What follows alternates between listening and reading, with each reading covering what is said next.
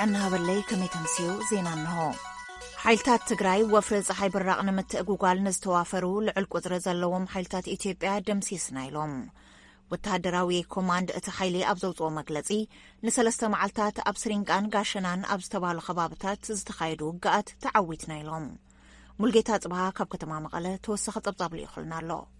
ኣብ ትግራይ እዞም ተዋጋእቲ ሓልታት ምክልኻል ትግራይ ተባሂሎም ይጽውዑ ብመንግስቲ ፌደራል ድማ ኣካል እቲ ኣሸባሪ ጉጅለ ተባሂሎም ይኽሰሱ ወታደራዊ ኮማንድ እቲ ሓይሊ ኣብ ዘውፅኦ መግለጺ ሓልታት ትግራይ ዝጀመርዎ ወፍሪ ፀሓይ ብራቕ ንምትእጓል ኣብ ክልተ ግንባር ዝተዋፈሩ ልዑል ቁፅሪ ዘለዎም ሓልታት ምክልኻል ኢትዮጵያን ኣባላት ፍሉይ ሓይልን ሚሊሻን ተደምሲሶም ኢሉ ብወገን ደሴ ኩታበር ወገልጤና ናብ ጋሽና ዝተዋፈረ 6 ክፍለ ሰራዊትን 11,000 ፍሉይ ሓይልን ሚሊሻን ናብ ከባቢ ደብረታቦር ዝተጓዓዘ ሰራዊት ትግራይ ንምቁራጽ ፈቲኑ ኮይኑ ግና ተደምሲሱ ክብል ገሊጾሎም ብተወሳኺ ድማ ኣብ መስመር ወልድያን መርሳን ሰሬንቃ ኣብ ዝተባሃለ ከባቢ ናብ መርሳ ዝኣተወ ሓይሊ ትግራይ ንምውሓጥ 3,000 ሪፐብሊካን ጋርድን ሓደ ብርጌድ ኮማንዶን ተደምሲሱ ኢሉ ካብ ምድምሳስ ዝተረፈ ድማ ተበቲኑ ክብል እቲ መግለጺ ኣፍሊጡ እዚ ውግእ ካብ 13 ነሓሰ ክሳብ 15 ነሓሰ ፍርቂ ለይቲ ከም ዝተኻየደ እዩ ተሓቢሩ ወታደራዊ ኮማንድ ትግራይ ከም ዝገለጹ ቆረጻ ንምእታው ዝሓሰበ ሓይሊ ንባዕሉ ተቆሪጹ ዝበለ ኮይኑ እቲ ዓወት ድማ ንቐጻሊ ምቹው ኩነታት ፈጢሩሎ ኢሉ ብኻልእ ወገን ድማ ሰራዊት ምክልኻል ኢትዮጵያን መንግስቲ ክልል ኣምሓራን ኣብ ዝሃብዎ መግለጺ ኣብ ከተማ ጋሸናን ከባቢኣን ዝነበረ ሓይሊ ሕወሓት ብምድምሳስ ነቶም ቦታታት ተቆጻጺርና ኢሉ ንድምፂ ኣሜሪካ ሙልጌታ ጽባሃ መቐለም ብኻልእ ወገን ድማ ሰራዊት ምክልኻል ኢትዮጵያን ፍሉይ ሓይሊ ክልል ኣምሓራን ንሓይልታት ሕወሓት ብምድምሳስ ቦታታት መቆጻጻሮም ዝገለጹ ኮይኖም ሰራዊት ምክልኻል ኢትዮጵያ 14 ነሓሰ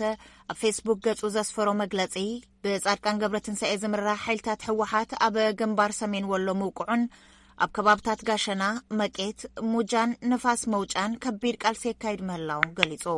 ብተወሳኺ እቲ መግለጺ ካብ ጋሸና ስጋብ ዋድላ ከምኡውን ኣብ መስመራት ላሊበላ ዝርከቡ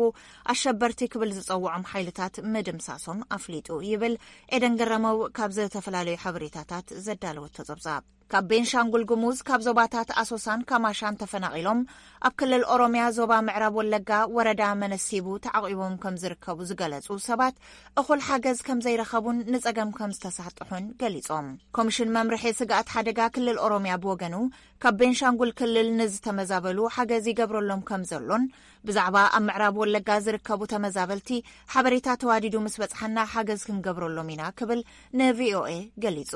በተመሳሳሊ ኮሚሽን መምርሒ ስጋኣት ሓደጋ ቤንሻንጉል ጉሙዝ ኣብቲ ክልል ልዕሊ 361,000 ተመዛበልቲ ምህላዎም ጠቂሱ ብሓፈሻ ልዕሊ 417,000 ዝኾኑ ኣብ ጸገም ዝወደቑ ሰባት ይሕግዝ ኣለኹ ኢሉ ክብል ናኮር መልካ ዝለኣኸልና ጸብጻብ ይሕብር በተመሳሳሊ መምርሒ ኮሚሽን ስጋኣት ሓደጋ ቤንሻንጉል ጉሙዝ ኣብቲ ክልል ልዕሊ 361,000 ተመዛበልቲ ምህላዎም ጠቂሱ ብሓፈሻ ልዕሊ 417,000 ዝኾኑ ኣብ ጸገም ዝወደቑ ሰባት ይሕግዝ ኣለኹ ኢሉ ክብል ናኮር መልካ ዝለኣኹ ጸብጻብ ይሕብር ኮሚቴ ፈጻሚ ስራሕ ዜጋታት ኢትዮጵያ ንማሕበራዊ ፍትሒ ኢዜማ ኩናት ይካየደሎም ኣብ ዘለዉ ከባቢታት ኣምሓራን ዓፋርን ዝርከቡ 3 ግንባራት ተረኺቦም በቲ ጉድኣት ንዝተሃሰዩ ማሕበረሰባት ይጉብንዩ ምህላዎም ተገሊጹ ራድዮ ድምፂ ኣሜሪካ ዘዘራረቦም ኣቦ መንበር ኢዜማ የሸዋስ ኣሰፋ ከም ዝበልዎ ንኢትዮጵያ ዘድሕንዩ ክብሉ ዝገለጽዎ ወተሃደራዊ ወፍሪ ብምድጋፍ ኣካል ሃገራዊ ህልውና ኢትዮጵያ ንኽቕጽል ተባሂሉ ዝተዳለወ ምብጻሕ ኢሎም ኣባል ፈጻሚት ኮሚቴ እቲ ፓርቲ ኣብ ክልል ኣምሓራን ዓፋርን ዝገበርዎ ምብጻሕ ነቶም ተመዛቢሎም ዝርከቡ ህዝቢ ዝተዓዘበ ኮይኑ ዘለውሉ ኩነታት ኣዝዩ ሕማቕ ምዃኑ እቶም ኣቦ መንበር ገሊጾም ሕድሕድ ኣዋህባ ረድኤትን ዝኣምሰሉን ኩነታት ንምዕዛብ ዕድል ከም ዘይረኸቡ ዝዛረቡ ኣቶ የሽዋስ እቲ ዝወረደ ሰብኣዊ ጉድኣት ግን ብሓደ ዝተወሰነ ኣካል ጥራሕ ክምከት ዘይከኣል እዩ ይብሉ ከም ሃገር ነቲ ወሪዱና ዘሎ ሓደጋ ህልውና ብሓንሳብ ኮይንና ክንምክቶ ይግባእ ክብሉ እውን ጸዊዖም ኢዜማ በቲ ሓደጋ ንዝተሃሰዩ ሰባት ንዋታውን ገንዘባውን ሓገዝ ምግባሩ ሓቢሮም ማሕበረሰብ ዓለሙን ካብቲ ሒዝዎ ዝነበረ ጉጉ ኣንፈት ወፂኡ ነቲ ሓቂ ኢትዮጵያ ዘላትሉ እዋናዊ ኩነታት ይርዳእ ምህላው ጽቡቕ ኮይኑ ብፍላይ ግን ሓደ ዘይምዕሩያት ክብሉ ዝገለጽዎም መርገጺአን ክእርማ ዘይተሓለለ ጻዕሪ የድሊ ኢሎም ስጋብ ቀረባ እዋን ብምኽንያት እቲ ኩናት ልዕሊ 1 ሚልዮን ዝኸውን ህዝቢ እዩ ኣብቲ ከባቢ ተመዛቢሉ ምህላው ዝግለጽ እዚ ከምዚ ኢሉ እናሃለወ ርእሰ ምምሕዳር ክልል ኣምሓራ ኣገኘሁ ተሻገር መስዋዕቲ ይኸፍሉ ንዘለዉ ጀጋኑ መንግስቲ ኣድላይ ዘበለ ሓገዝ ክገብረሎም ምዃኖም ምግላጾም ማዕከን ሓበሬታ እቲ ክልል ገሊጹ ሚኒስትሪ ጉዳያት ወጻኢ ኣሜሪካ ኣብ ልዕሊ ንሓለቓ ስታፍ ምክልኻል ኤርትራ ጀነራል ፊሊጶስ ወልደ ዮሃንስ ማዕቀብ ኣንቢሩ መንግስቲ ኣሜሪካ ኣብ ትግራይ ዘካየድ ዘሎ ኩናት ሰራዊት ኤርትራ ኣውሪድዎ ብዝበሎ ብዙሕ ግፍዕታት ንሓለቓ ስታፍ ሚኒስትሪ ምክልኻል ኤርትራ ጀነራል ፊሊጶስ ወልደ ዮሃንስ ኣብ ጸሊም መዝገብ የእትይዎ ብኣዋጅ ማግነቲስኪ ክፍረድ ሎሚ ሰኒ ኣፍሊጡ ሚኒስትሪ ጉዳያት ወጻኢ ኤርትራ ብወገኑ ሎሚ ኣብ ዝሃቦ ምላሽ ነቲ ውሳነ መሰረተ ኣልቦ ክብል ነጺግዎ ኣሎ ነዚ ዝምልከት ተወሳኺ ጸብጻብ ኣብርሃም ተስፋልኡላ ዳልይዎ ኣሎ ተወልደ ወልደ ገብርኤል ከቕርቦ እዩ ኣብቲ ብጸሓፊ ጉዳያት ኣሜሪካ አንቶኒ ብሊንከን ተፈሪሙ ዝወፀ መግለጺ ብኣሜሪካ ዝተገብረ ተደጋጋሚ ጻውዒት ዕሽሽ ብምባል ሰራዊት ኤርትራ ኣብ ትግራይ ብዝፈጸሞ ቅትለት ጾታዊ ዓመፅ ኣብ ልዕሊ ተመዛበልትን ካልኦት ዜጋታትን ብዝፈጸሞ ሰፊሕ ሰብኣዊ ግፍዕን ተሓታቲ እዩ ኢሉ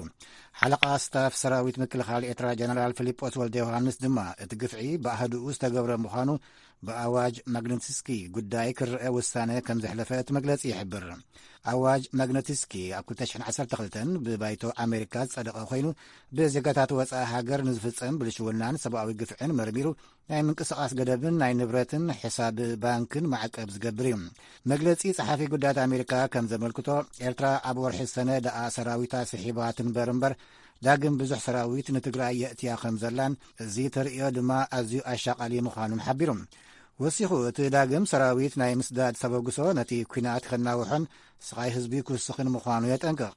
ንኹላቶም ሓይልታት ምቁራጽ ተጻብኦታት ክገብሩን ንሰላማዊ ህዝቢ ሓገዝ ንምብጻሕ መንገዲ ከፍቅዱን ድማ እቲ መልእኽቲ ይጽውዕ እዚ ስጉምቲ መርኣያ ኣሜሪካ ግፍዒ ክፍጽሙ ደው ኢላ ከም ዘይትርእዩ ዝበለ መግለጺ አንቶኒ ብሊንከን መንግስቱ ከምኡ ዝመስል ግፍዕታት ንዝፍጽሙ ኣካላት ብቐረባ ክከታተልን ዝምልከቶም ስጉምቲ ክወስድን ምዃኑ ወሲኹም ናይ ጽሑፍ መግለጺ ጸሓፊ ጉዳያት አንቶኒ ብሊንከን ባይቶ ጸጥታ ሕብራት ሃገራትን ኣህጉራዊ ትካላትን ነቲ ኩናት መደምደምታ ክገብራሉ ጸዊዑሎም ብኻልእ ወገን ሚኒስትሪ ጉዳያት ወጻኢ ኤርትራ ነቲ ዝተወስደ ስጉምቲ ኣመልኪቱ ቅጽበት ግብረ መልሲ ሂቡሎም ነቲ መሰረት ኣልቦን ብጽቡቕ መንፈስ ዘይተበገሰን ዝበሎ መግለጺ ብትሪ ከም ዝነቐፎ መግለጺ ሚኒስትሪ ወጻኢ ጉዳያት ኤርትራ ኣመልኪቱሎም እቲ መግለጺ ኣብ ወርሒ መጋቢት ብሚኒስትር ወጻኢ ጉዳያት ኤርትራ ናብ አንቶኒ ብሊንከን ዝተጻሕፈ ደብዳቤ ድሕሪ ምጥቃስ ከምቲ ኣቐዲሙ ዝበሎ ጭብጢ ኣብ ዘይብሉ ናይ ማዕከናት ዜና ሓበሬታ ተመርኪሱ ከምኡ ዝመስል መግለጽን መርገጽን ምውሳዱ ከም ዘሕዘኑ ጠቒሱሎም መግለጺ ሚኒስትሪ ጉዳያት ወጻኢ ኤርትራ ንከምዚ ዝመስል ክሲ ስቂሉ ከም ዘይርኢ ድሕሪ ምምልካት መንግስቲ ኣሜሪካ ነቲ ጉዳይ ናብ ናጻ ፍርዳዊ ኣካል ክመርሖን ባይቶ ጸጥታ ሕብራት ሃገራት ድማ ሓላፍነቱ ተሰኪሙ ነቲ ሉዓላዊ ክብሪ ኤርትራ ዝጥሕስ ዝበሎ ክሲ ክምርምር ጸዊዑ ኣሎ ግብፂ ንወሽመጥ ቃዛ ዝእቱ መስመር ዓጽያ ኣብ መንጎ ሓማስን እስራኤልን ዘሎ ጎንፂ ንዓበየ ይኸደሉ ኣብ ዘሎ እዋን ግብፂ ናብ ወሽመጥ ቃዛ ዝእቱ መስመር በሶኒ ከም ዝዓጽወት ኣገልግሎት ዜና ኣሶሽትድ ፕረስ ጸብጺቡ እቲ ራፋ ዝተባሃለ መስመር ኣብ ልሙድ መዓልቲ ስራሕ ክዕጾ ሎሚ ንፈለማ እዋን እዩ ኣብቲ ብጉንበት ዝነበረ 11 መዓልታት ዝወሰደ ኩናት ሓማስን እስራኤልን ግብፂ ነቲ ዶባት ናይ ምዕጻው ስጉምቲ ኣይወሰደትን ነይራ ብመሰረት ሓበሬታ ላዕለዎት ሰብ ስልጣን ግብፂ እቲ ዶብ ናይ ምዕጻው ተበግሶ ኣካል ናይቲ ግብፂ እትፍትኖ ዘላ ናይ ምሽምጋል ፈተነ እዩ እቲ ዶባት ንክንደይ መዓልታት ክዕጾ ምዃኑ ግን ኣይተሓበረን ዘሎ ሓደ ካብ ላዕለዎት ሰብ ስልጣን ግብፂ ንኣገልግሎት ዜና ኣሶሽትድ ፕረስ ከም ዝገለጾ እቲ ዶብ ምዕጻውን ሓይልታት ሓማስ ጸቕጥን ምግባርን ምስቲ ሓማስ ዝወስድዎ ዘለዉ መገዲ ግብፂ ከም ዘይትሰማማዕ ንምርኣይን ምዃኑ ይሕብር ወሃቢ ቃል ሓማስ ብወገኑ ምዕጻው እቲ ዶባት ነቲ ዘሎ ሰብኣዊ ቀለውላ ዘጋድዶ ስለ ዝኾነ ቀልጢፉ ክኽፈተሎም ምስ ሰመዚ ግብፂ ኣብ ምዝርራብ ከም ዘለዉ ሓቢሩ ነቲ ግብፂ ዝወሰደቶ አንደብታዊ ምዕጻው ንምቅዋም ኣብ ወሽመጥ ቃዛ ድሕሪ ዝተኻየደ ሰላማዊ ሰልፊ ብውሕዱ 24 ፍልስጤማውያን ብሓይልታት እስራኤል ከም ዝተሃርሙ ኣገልግሎት ዜና ኣሶሽትድ ፕረስ ጸብጺቡ ግብፂ ንሓማስን እስራኤልን ንነዊሕ እዋን ከተሸማግል ጸኒሓ እያ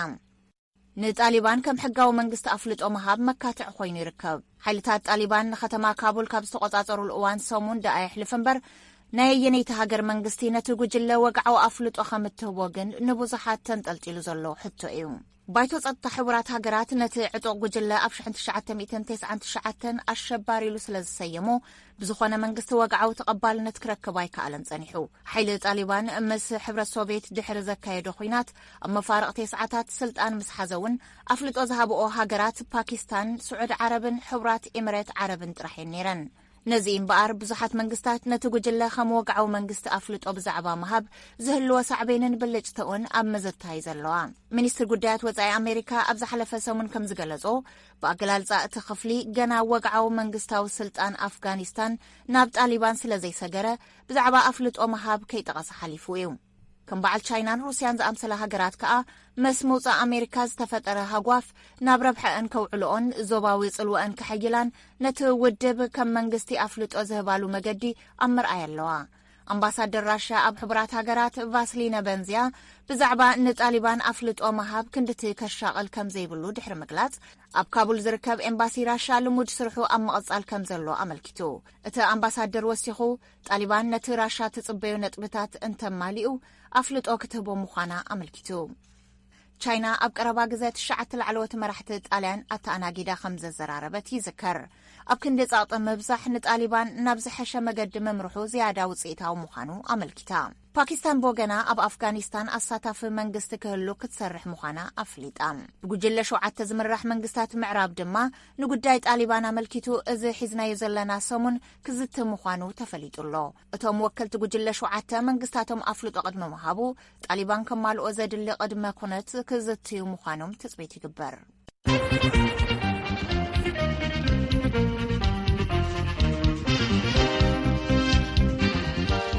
ሕጂ ዝመጻና ዜና ኣሎ ብዛዕባ መልእኽቲ ሳማንታ ፓወል ናብ ሳራ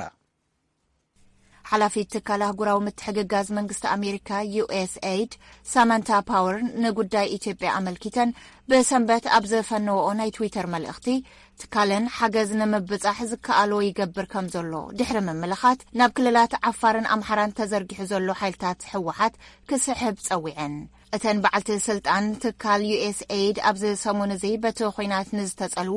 ኣስታት 136,000 ህዝቢ ካብ ክልል ኣምሓራን ዓፋርን ሓገዝ ክባጻሕ ምዃኑ ኣፍሊጠን ወሲኸን ድማ ኣብቲ ዝፈነወኦ መልእኽቲ ትዊተር እቶም ሰላማውያን ሰባት ብሰንኪ እቲ ብማእኸላይ መንግስቲ ኣሸባሪ እናበለ ዝጽውዖ ንባዕሎም ሓይልታት ትግራይ እናበሉ ዝጽውዑ ከም ዝተመዛበሉ ድሕሪ ምምልኻት ሓይልታት ሕወሓት ካብቲ ሒዞሞ ዘለዉ ስፍራ ክስሕቡ ጸዊዐን ከምኡ ዝኣምሰሉ መጥቃዕትታት ብዘይካ ነቲ ኹይናት ምምጣጥን ስቅያት ህዝቢ ምንዋሕን እምበር ካልእ ፋይዳ የብሎምን ክብላውን ሳማንታ ፓወር ኣብቲ ናይ ትዊተር መልእኽተን ወሲኸን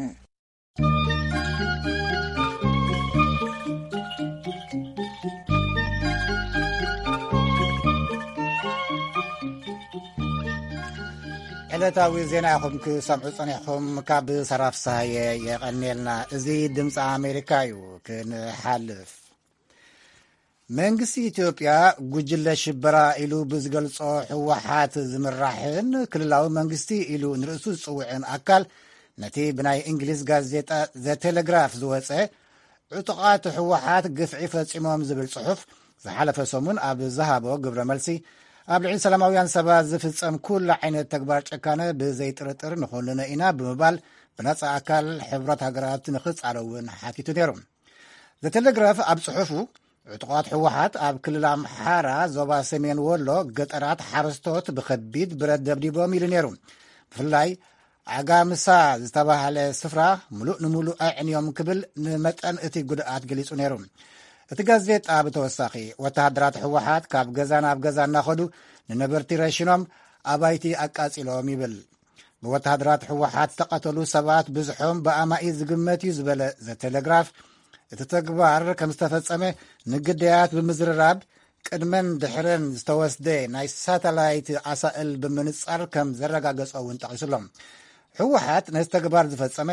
ኣብቲ ከባቢ ውግእ ኣብ ዘይነበረሉን ኮነ ኢሉ ንምብቃልን ይብል ዘቴሌግራፍ እዚ ከምዚ ኢሉ ከሎ ወሃቢ ቃል ክልል ኣምሓራ ሕወሓት ኣብ ኣጋምሳን ከባቢኡን ኣውሪድዎ ዝበሎ መጥቃዕትን ጃምላዊ ቅትለትን ንማሕበረሰብ ዓለም ንምግላጽ ተበጊስና ኣለና ኢሎም እዮም ብዛዕባ እዚ ክስታት ምላሽ ንክህቡ ንወኪልቲ ክልላዊ መንግስቲ ትግራይ ኢሉ ንባዕሉ ዝጽውዕ ንኣምባሳደር ፍስሓ ኣስገዶም ቃለ ምልልስ ጌርና ኣሎም ኣለና ባዕሉ ክልላዊ መንግስቲ ትግራይ ዝብል ምሕደራ ኣብ ዝቐረባ መግለጺ ስለምንታይ ብዛዕባ ኣጋምሳ ሙፃእ ኣድለዮ ተባሂሎም ዝሃብዎ መልሲ ክቅድሚ በትረ ስልጣን እዩ ኣዘራሪቦም እዚ ብሳልሳይ ወገን تسارلو وانجل تتفصمو تحتت تخلولو نحنا دلواتينا نوزي كنت حبابرينا زول مجلسي ناي تግራይ መንግስት ተወሰነ ክልላዊ መንግስቲ አምሃራ ጥቃት ህወሓትዮም ፈጽሞሞ ጅምላዊ ህልቂት እውን ፈጽሞም ዓለም ለኸ ሕግ ዝጥዕፍ ገበን ኩናት ተፈጽሙ ኢሎም መግለጽ አውጽኦም ኣለው መልሶም እንታይ አምባሳደር ህዝብ ትግራይ ግፍዕ ስለተፈጸሞ በጦርነት ስለተጨፍጨፈ ከም ሓደ ሰብ ኮይኑ ኮይሉ ተላዒሉ ህዝባዊ ጦርነት ዘካይድ ዘሎ ህዝብ ማሕበራዊ ነላዓሉ ንኽእሊና ተይተደፈረ ተደፊሩ ይናበልካ ጨፍጨፋን ተፈጸመ ተጨፍጭፉ ይናበልካ ህዝብ ተላዓለ ይትኽእል ኣይሰርሕን ህዝቡና ተረዶዩ ናይ ትግራይ ሰራዊት ከምዚ ዓይነት ባህሪ ነሰራርሓን ይብሉ አምባሳደር እቲ ክልላዊ መንግስቲ አምሃራ ዝሃቦ መግለጺ ሓይልታት ትግራይ ኣብ ክልል አምሃራ ንሰላማውያን ሰባት ቀትል ከም ዘሎ ንደቂ ኣንስትዮ እውን ይደፍር ከም ዘሎ ንብረት እውን ይሰርቕ ከም ዘሎ ይብል ትግርኛ ሓደ ዘራረባ ኣሎ ሞባያ እንዳባገሪ ማዘል እስባዕሊላ ቃለስ በትረ ካን ኩለን ናይ አምሃራ ክልል መንግስቲ ዝብለን ዘሎ ኣብ ትግራይ ተፈጸመ ገጽታት እዩ እንታይ ዝብሉ ዘለው ኣብ ትግራይ እዚአን ስለ ተፈጸመና ትግራይ ህዝቢ ትንታር ኮይኑ ተላዒሉ ኣብ ኣፍለተ ገዛና በስኒ ንሕና እውን እዚአን ይፍጸማ ሃለዋ እንተልና የና ህዝብ አምሃራ ከምትና ህዝብ ትግራይ ክላዓለና እዚ ሲምፕሊ ቀሊል ሎጂክ እዩ ሰምዕና ካለን ህዝብ አምሃራ ነገር ግን እዚ አይገብርለው አወሎ ከምዚ ይግበረሎ እንተይሎሞ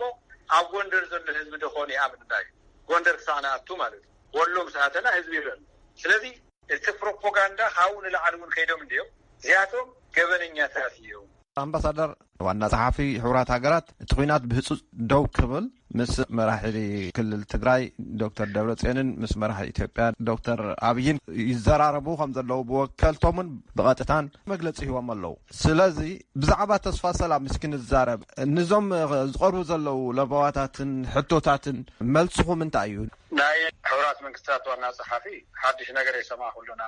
ጦርነት ተወብሉስ ማንም ሰብ ዝብለይ በቃ ጦርነት ጽቡቅ ይኮነን ተክለን ትግራይ ካአተልዎ ተደራደሩ ማንም አካል ጦርነት ከጽሉ ክብል ትክክለ ይኸውን ነገር ግን አበይና ነና ጦርነት ተጦም ባልን ናብ ሰላም እታው ዝብል ንሕና ሁሉ ገና እዞም ኩሎም ወረርቲ ሓይልታት ካብ ትግራይ እንተይወሱ አትሒዝና ኢና ጦርነት ተው ከመይ ከም ዝብል ከም ዘለዎ ብዝርዝር ንዓለም ኣፍሊጥና ለሓንቲ መዓልቲ እውን ጦርነት ክቅፅል የብሉ ፍላይ ከዓ ንሕና ኣብ መሬትና ህዝብና ኣብ ድሕረ ገዛና ስለዝኾነ ጦርነት የጥቅዕና ስለዘሎ ተጦት ክብል ኢና ንደልዩ ነገር ግን እዞም ሓይልታት እዚኣቶም ካብ ትግራይ ክወፁ ኣለዎም ሰራዊት ክወፁ ኣለዎም ካልኦትን ዝብል ፃውዒት ተቕሪብና ንሳትኩም ሽብርተኛታት ኢኹም ከምዚ ክትብለይ ትኽእሉን ጨርሽና ክነጥፈኩም ኢና በፃወት ዝቁፀሩ ኢኹም ሰሪርኩም ኢልና ሕዚ እውን ኣብ ትግራይ ተስፋሕፋሕቲ አምሓራ ሚሊሻን ፋኖን ብናይ ኤርትራ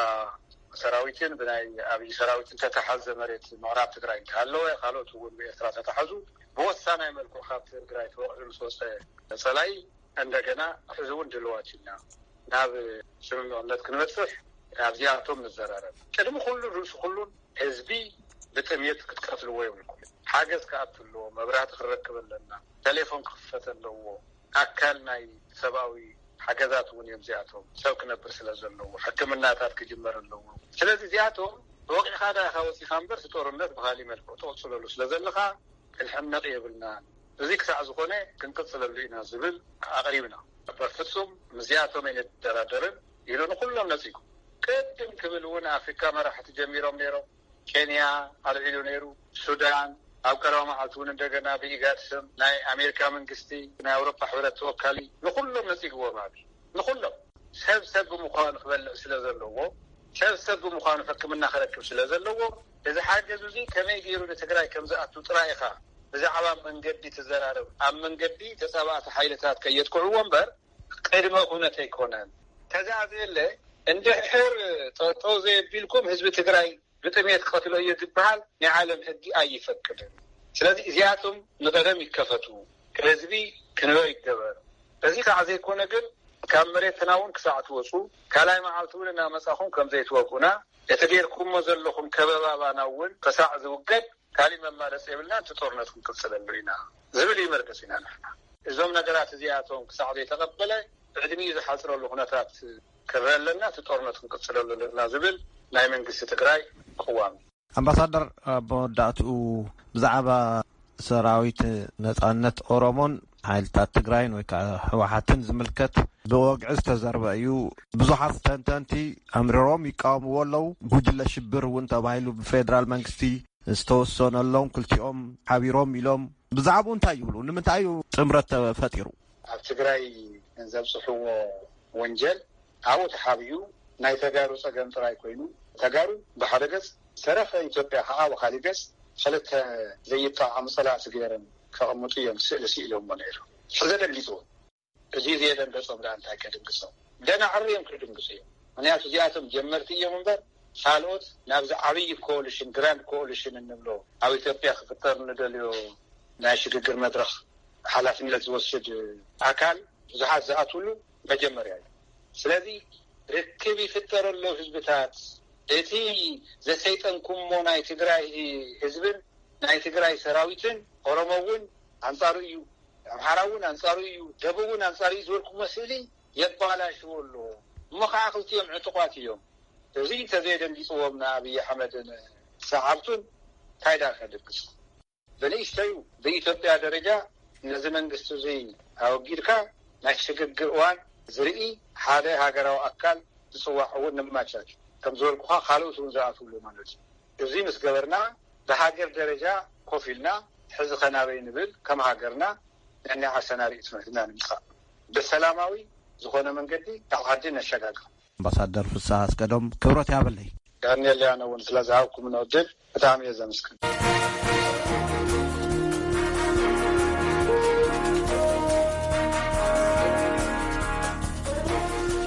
ትሰምዕዎ ዘለኹም ዋሽንግተን ዲሲ ዝርከብ ድምፂ ኣሜሪካ እዩ ክንሓልፍ ናብ ተረኛ መደብ ሕርሻ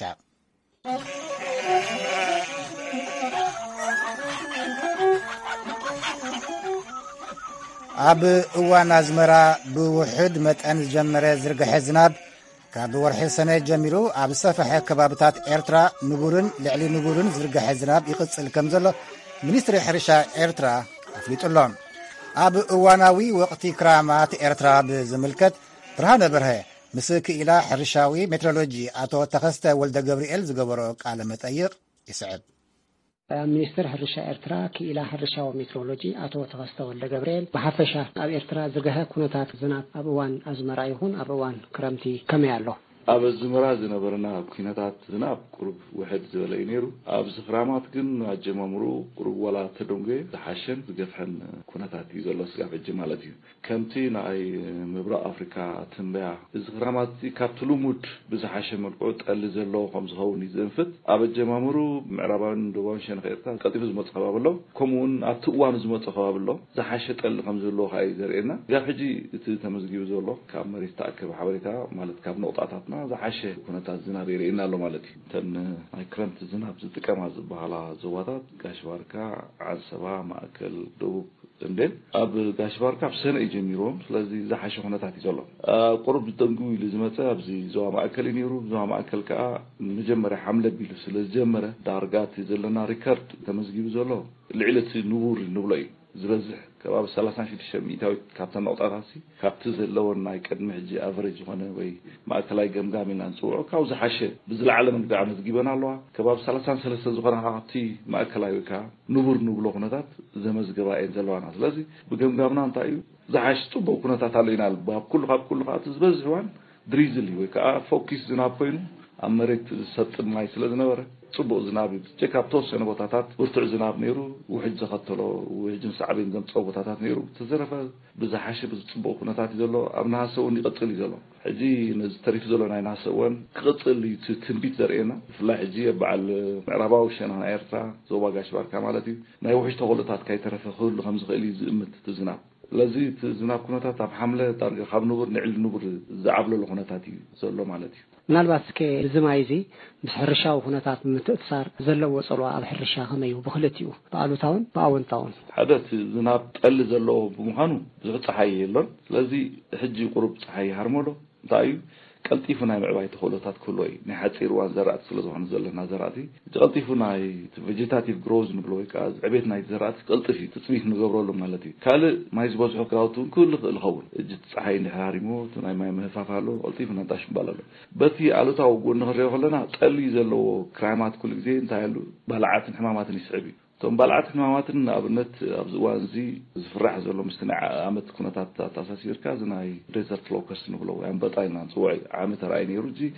لزبن كخلطات አለው ምናልባት ማብዝ ከባቢና በዓል ኢትዮጵያ የመንሁን አንበጣ ተራይሎ ምልክታት አለው ምንቅስቃሳቷት ከምቲ ተገሚቱ ዘሎ ዝፋብና ሐሰ ናብዚ ማቤርታ ገጹ እንፍት ከም ዝል ግዳይካ ይዘጅት አሉታው ጎኒ ነዝኻ አገዳስ ሆነ ምክታል ይግበረሉሎ በተዘሎ ሲስተም ናይት ሚኒስትሪ እዚት ዓቢ ጸገም ካልኦት ህማማቱን አለው ምስጠልብ ዝራዩ ጠል ክብርታ ሆሎ ሁሉ ዝራይ ህማማት አለው ንዑምን ምክታል ይግበረሉኒ በጻሊ ኮለላ ገለው ተቀላስ አለው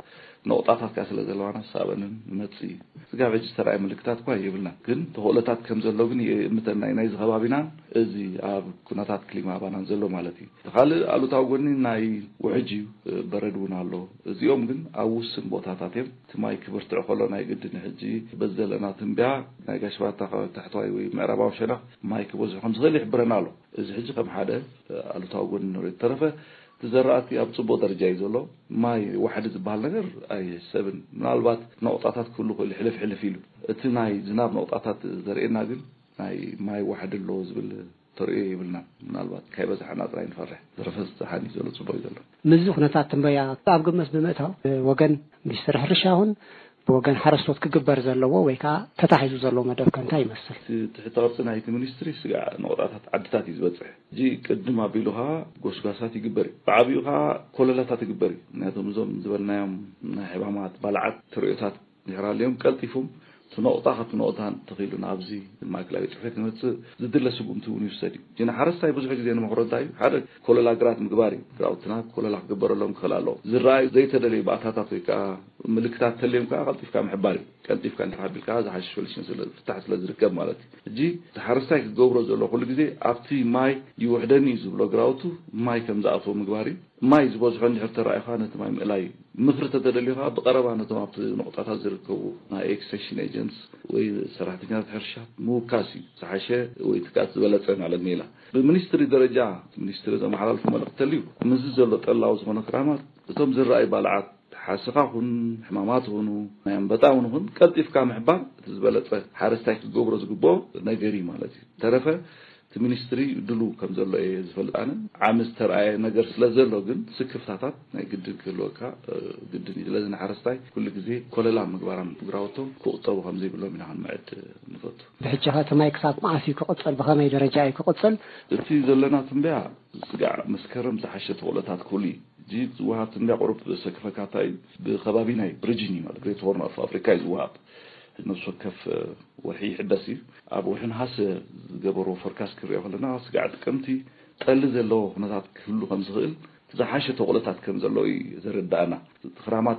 تسفا زلوي زحاشه مرت قربولي ناوين تثبيت نقبر አቶ ተወስተ ወልደ ገብርኤል ኣብ ሚኒስትር ሕርሻ ክኢላ ሕርሻው ሜትሮሎጂ ንዝሃብ ካኒ ሰፊሕ መብርሂ ብሽመይን ብሽት ተኸታተልቲ ድምፂ ሬድዮ ኣሜሪካ መስገን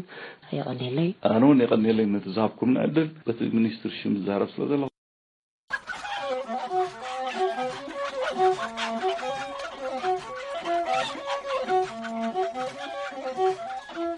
كبرى سمعتنا حفشاوي مدبنا دما بزن زازم لنا مسنا سلازم سخون بزحنا مسجن صباح سوي سراخ بلنا لو عمليتي